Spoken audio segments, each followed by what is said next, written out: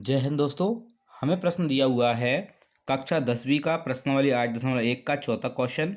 प्रश्न है यदि 15 कॉट ए बराबर 8 हो तो हम इसको सोल्व करते हैं। 15 कॉट ए बराबर 8, 15 को हम दूसरी तरफ ले जाएंगे तो ये बटे में चला जाएगा। कॉट ए बराबर 8/15।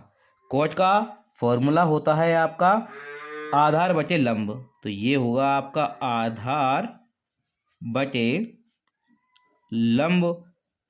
यहाँ पे हम पाइथागोरस प्रमेय से आपका कर्ण निकाल सकते हैं। आधार आपको 8 दे रखा है, लंब आपको 15 दे रखा है, तो ये अनुपात में है, तो हमने आधार को मान लेते हैं आधार बराबर 8 के, और जो आपका लंब है उसको मान लेते हैं हम 15 के। यहाँ पे 15 के हो गया। फॉर्मूला लगाते हैं हम पाइथागोरस प्रमेय से।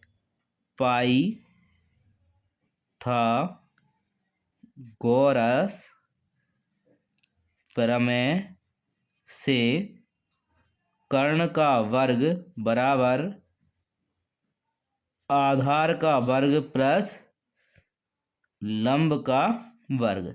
आधार यहाँ पे आपको 8 के दे रखा है, तो 8 के पूरे का होल स्क्वायर प्लस लंब आपको दे रखा है 15 के पूरे का होल स्क्वायर।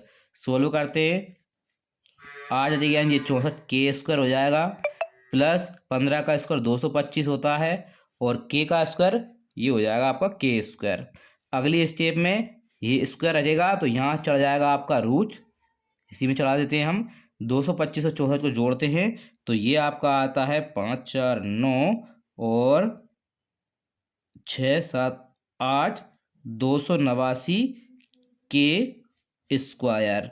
ये आपका क्या आ जाएगा कर्ण, और ये 289 होता है आपका 17 का, और के स्क्वायर होता है आपका के का, तो 17 के ये आपकी कर्ण की वैल्यू आ गई है।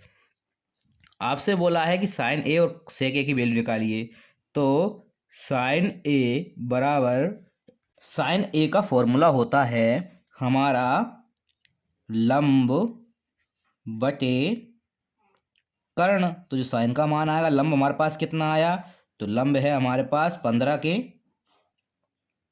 और कर्ण है आपका 17 के से के कैंसिल हो गया, तो 15/17 ये आपका साइन ए की वैल्यू आ गई। इसी प्रकार आपको निकालना है सेक ए की।